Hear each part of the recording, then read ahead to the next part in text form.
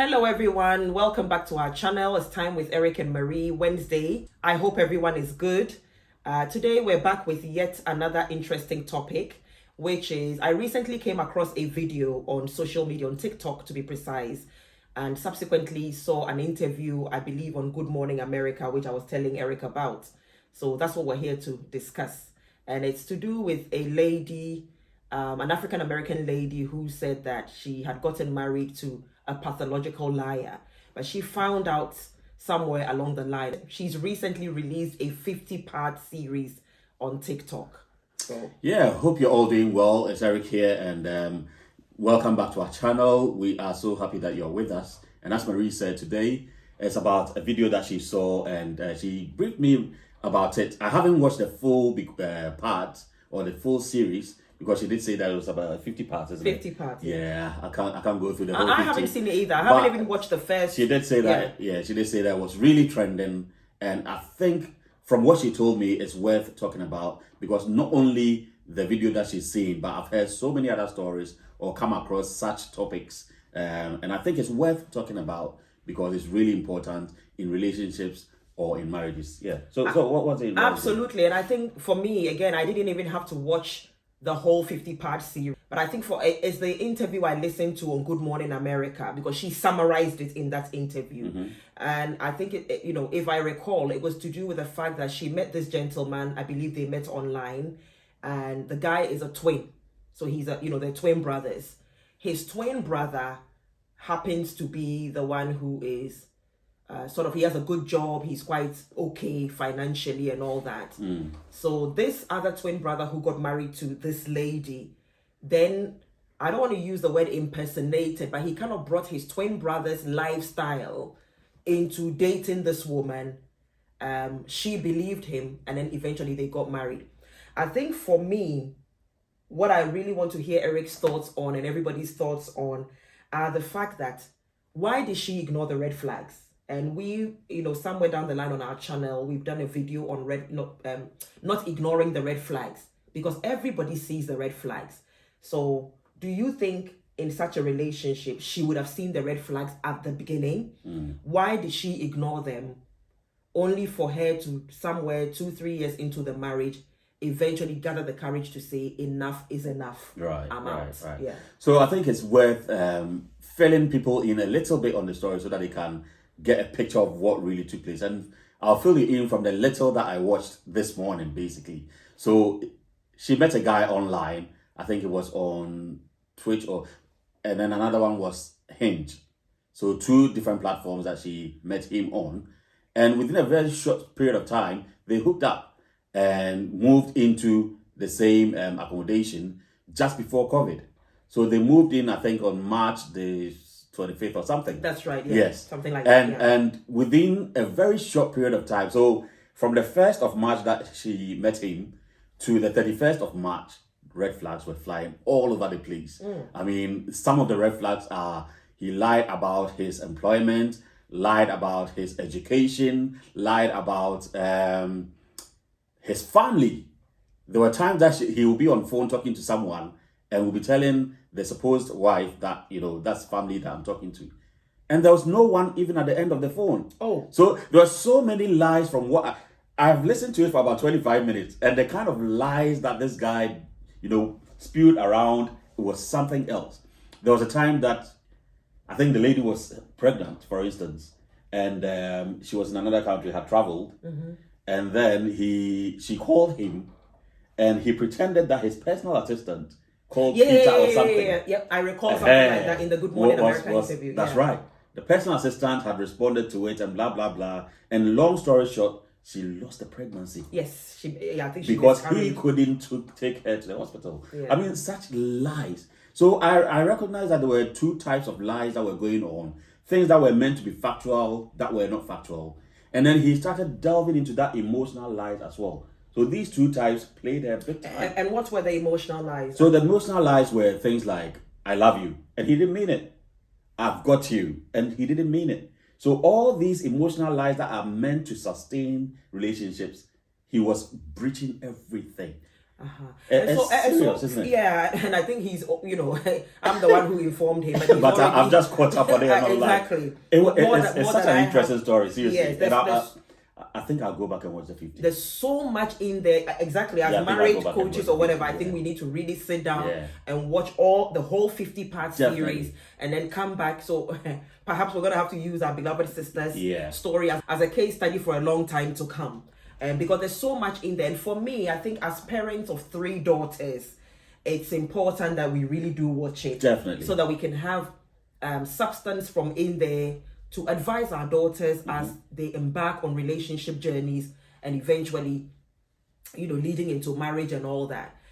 Bottom line, 1, why is the guy in such a state of mind where he's become a pathological liar? Is it that he's envious of his twin brother? What is it that his twin brother has done differently that he hasn't done, that has put them on, 2 ends of the spectrum to do with success? Because it clearly, you can tell that he's not there successfully yet. And therefore it's trying to emulate his brother or impersonate his brother indirectly, if I can put it that way. But let me ask this question. Was there a twin brother? Did the lady confirm that there was actually a twin brother? Apparently, I think there is a twin brother in reality, yes. Because from what I listened to, I'm like, is there even a twin brother? Because the kind of lies. The guy has also been interviewed. Oh, really? Yeah. Oh, yeah. wow. So there's more to watch, and then we'll fill you in as we watch them. Yeah. Because apparently, and I watched bits of it, there was a psychologist who was assessing the whole situation, body language wise, from the girl's point of view when she was interviewed on ABC. Yeah. She's also been so on it was ABC. ABC, rather. That's right. I watched the one with the lady called, is it Robin? I think so. Yeah. Yeah. And then he also watched the guy's interview and was just telling us which one is a lie and which one is not. Without being judgmental, he was being very professional. Yeah. And the guy was asked, why didn't you have your student records to show, as you said you had? And he said, oh, that was in 2003, and in those days the school didn't give such records. And I'm like, 2003. Yeah. So clearly it's a psychological. So that's what I'm asking. Was there even a twin brother? Apparently there was. But how can one go to that extreme though? Yes. Psychologically, mentally. And then if you're there, keep it to yourself, isn't it? Why do you draw have to draw else? someone into it? Have a baby or try and have a baby with that person? What kind of family are you intending to raise? Yeah. It's such and is this something he was aware of? A selfish kind of attitude, isn't it? Yeah, but was it something he was aware of and intentionally tried to draw her in? I think, and this is from my personal point of view, I think that he was really aware of it, his behavior. Because if there was a twin brother and twin brother was on the narrow path, as in the clean path, and his life has ended him the way he is, I think he's really aware of his behavior. Another thing that I bring to board is the way in which they met. Yeah. Having met online on 2 platforms and then moved in within that short period of time. Yeah. It's a bit questionable. So for her now, and she doesn't mind us discussing it because everybody's talking about it on social media. I think she did even say that she wants to use her case to advise other ladies. She wants it to exactly. So she's really going out there to make sure that she's people well do aware. not fall into the same. Yeah, and that's why she shared it. Exactly. And I think the title of the her 50-part series is Who the F Did I Get Married to? Yeah, the BTF. Who the F Did I Get Married to? So for me, it's more to do with, was it her own insecurities that led her to believe him? And as Eric said, we're only discussing this, 1, from a standpoint of we have 3 daughters. Yeah. 2, is something many women fall prey to. Many women fall prey to this, to such men. And we're not here to do the women-man thing, but it is what it is. It is what it is. There are narcissists out there. There are some, and most of the time it's men. Not to say that there aren't women who are also narcissists, but there are also women liars in this world. There are women who also lie. Character traits cut across board. Yes. But in this instance, I like to stick to who we are discussing. We're discussing the man and the role that he has played in the whole situation. And I'm also let's stick to. Yes. And I'm also discussing from a female standpoint, a woman who's allowed herself to, and I think at some point she's even blamed herself for allowing herself to go go in through that manner. that. Yeah. So for me, could it have been her insecurities? Yeah. Because why would you? And I think she's, as Eric was saying, she's acknowledged the fact that she saw the red flags, But ignore them. but chose to override Yeah. what she was seeing. And that's the power we have, the power of our will to override certain things, because your instincts will talk to you, which is the God factor in us, the Spirit of God in us. It will prompt you, it will talk to you, it will tell you. But also we have the power to override. Exactly. So for me, why was she overriding the red flags? Why was she cancelling them out? And we've thought about red flags on our program before. I mean, we've done it several times. And the thing with love is that it's such an emotional element of us that sometimes, if it's so strong, you would override a lot of things. Love in the tree palanquin, I think ebem Jimmy sometimes, or do Emma Jimmy, as in love will make you foolish sometimes. And when family members are bringing it to your attention sometimes, and I'm not talking about this lady, but in life in general, sometimes family members will bring things to your attention. Your friends might draw your attention to a lot of red flags, but you override them because you love the person. These are situations whereby sometimes people even get beaten in a relationship, and they still tend to they go back to the same person, whether male or female. But in this particular one, it's so interesting to notice that the number of lies were so, how do I put it? Ad hoc. It's like in any situation, there was a lie. So, there was a day that they went to look for properties, for example. And he even put in an offer. And he put in an offer, even though he didn't have the money.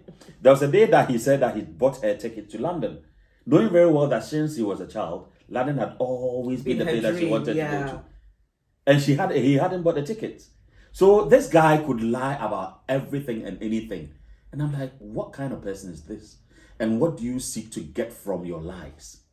So for me, was it the sex that was so good that she couldn't leave him? It could be anything. Because clearly there was no money, so we can't really pin it down to money. Was it her own So in that case, if he didn't have the money, then maybe the girl had money and he wanted to be a parasite on the girl. It could be anything. So, and also the lady, I mean, no disrespect, but she's a bit overweight. I mean, I'm a bit overweight on the plus size.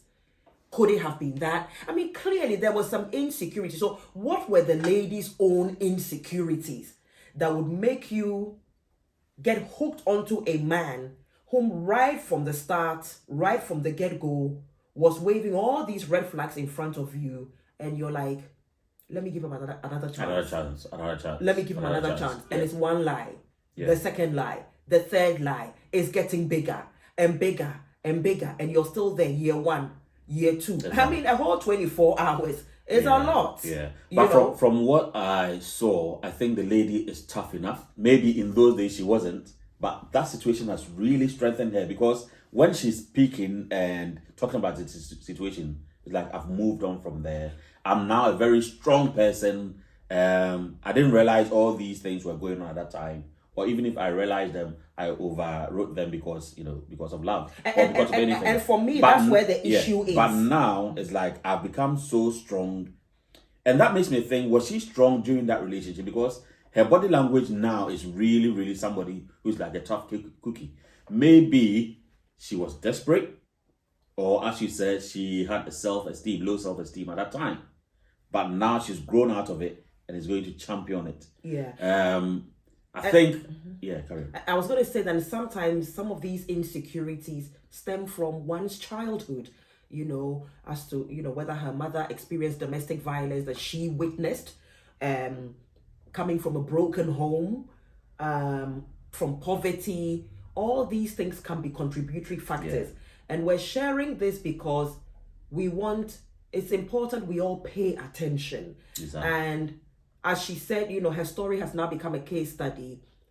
We're now talking about it not from a judgmental standpoint, never, but so that we all become aware. Yeah. We must be aware of our own selves. We must be aware of our own thought patterns. We must be aware of the things we allow, the things we mustn't allow. Our actions, our inaction, I think it comes back to self-development. And from what I'm gathering from this lady now, is almost like this marriage put her on that journey of self-development eventually. Exactly. You know, it has now put her on that, the path of self-discovery. And that's what I was saying earlier, that she's now become stronger. So all that we're saying is that be aware of, we term it red flags. So when you meet someone and there are a lot of things that are not adding up, let's say from what they are telling you to what you know about them. And these days it's become so easy that you can just go online and check out who people really are from their social media handles. Because a lot of people put who they really are online unconsciously. Let's say I'm sharing videos of me doing my art. I'm sharing videos of me going on holidays. It forms a story. And you can easily check it out from when they created the account till now. That not only that, but also try and see whether he has friends around him. And find out stories about him, or do your due diligence. Because it's all about due diligence before you enter into a relationship. So that you don't just go in blindly, oh, I love the shape of the lady, I love the shape of the man, and therefore I'm going in for him or her because of that. No. Mauti enwoho, as in use your head and not only your heart to make decisions when it comes to relationships. Otherwise, a lot of people fall prey to these. And it doesn't end well. Yeah, let's ask questions. Exactly. You know, during the dating stage, ask questions. Ask all the relevant questions. I mean, we were talking to a friend of ours the other time, and they were telling us that one of their kids is studying a certain course in school, and they came up with some test questions that would really get it's about 30 questions that gets you to talk about your behavior patterns, to do with, you know, some aspects of life. So for example, are you a moody person? Are you outgoing? Are you an outgoing person? Are you an introvert or an extrovert? Exactly. Would you get angry over such and such? Are you in debt, etc., etc.? And at the end of the set of 30 questions, your results come up, and it tells you your level of whether you're an extrovert or an introvert. It gives you a percentage. Whether you're is it psychopath? Whether you're a psychopath or not, you know. And I said to Eric, I'm going to teach my daughters this, so that when they meet somebody, you know, during the stages of dating, those early stages, these are some of the questions you can be throwing in. And we're not saying that have a piece of paper with a list of 30 questions, sit him down and go through the test with him. No. Let's say once in a while during dating, throw in 2 questions, not at the same time, but, you know, so how are your friends? Are you outgoing? Just informally throw in these questions. And when you come home, record them. As in, write them down and form a profile of that person. Exactly. It's really important, because marriage or relationships are lifelong. We don't just go into marriage and then come out the next day. These are important milestones in our lives that we must take seriously. Yeah, and it could be something as trivial as, you know, they're wearing an expensive something. It doesn't belong to you. Did you pay for it in full? Or maybe not that direct. Yeah. So when did you buy this? Yeah. Kind of. Oh, does it? Does it belong to you? Does it belong to you direct? Yeah. No, it does not. Borrowed it. Okay. But some people do, just to go and impress. They do. But some, you know, sometimes if it's too direct, you might put the person off. So what did you say? When did you purchase this? Very nice. When did you purchase this? It's so nice. Or where did you even purchase it? I want to get some. Did you pay in full, or is it on credit? Anyway. Did you pay in full, or is it on credit? Because you're checking their, you know, financial pattern. Yeah. It's really important. Is it genuine or is it fake? You just. I mean, with us, within 4 months of us meeting, we got married, and 27 years later, we are still together. So we're not saying that when you meet someone, don't rush into, or when you rush into getting to know someone and getting married is wrong. No, we're not saying that. But we're saying that just do your due diligence. Just go through the process of getting to know the person. And having said that, let me share a story with you guys. When we first met, obviously we've shared it several times. Yeah. We met at this factory. Exactly. Where we used to work. Somebody introduced us.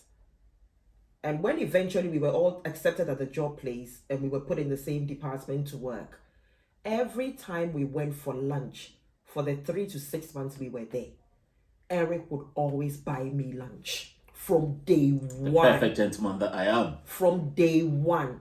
And even the man, it was chips and hot dogs. There was this man who used to come and set up, and he used to make chips, hot dogs, pies, etc. And even the man, he was a Caribbean. He said to us, you guys are going to get married. Yeah. And then there was a day, he had a £10 note. We were with my mom.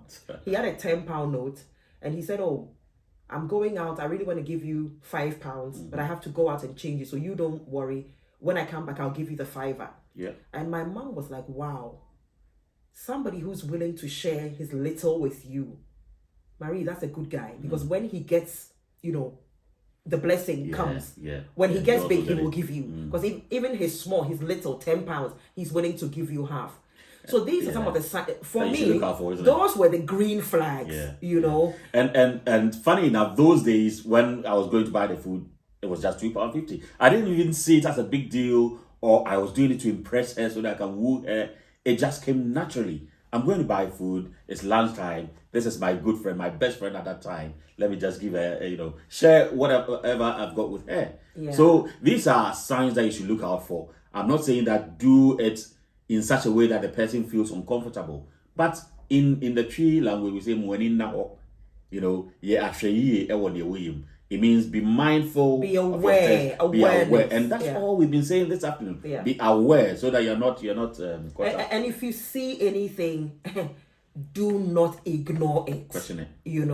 If it sounds too good to be true, then it is too good to be true. Question it. And be brave enough to say, what? This guy is all popping back up. No, he said that he was the CEO of his company. He had his personal assistant. Come on. Fake it till you make it, right? He played on a school football team. And it wasn't verifiable. The interviewer from ABC said that, they've done, what's it called? It's not a credit check. They've done an online check of both of them. Because they can't also take the lady's word for the gospel truth. Yeah. So they had to search them out professionally. Yeah. Nothing came out for the lady, but a lot.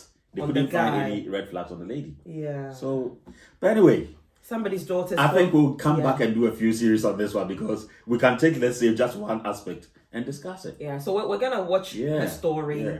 And I think it's going to give us lots to discuss. That's right. Not that we're making her the subject of our channel per se, but the lessons and her story resonates with many women in particular. But some men have also fallen prey to women putting them on such through such stressful relationships. So I hope you've enjoyed today's video. I hope you have, but it's just we've just scratched the surface of this subject matter. So guys, subscribe to our channel as we usually ask you to do. But this time, please do it. And send it off, share the video as well. Great. Thank you guys. See you again, God willing, on Friday. Peace out. Bye-bye.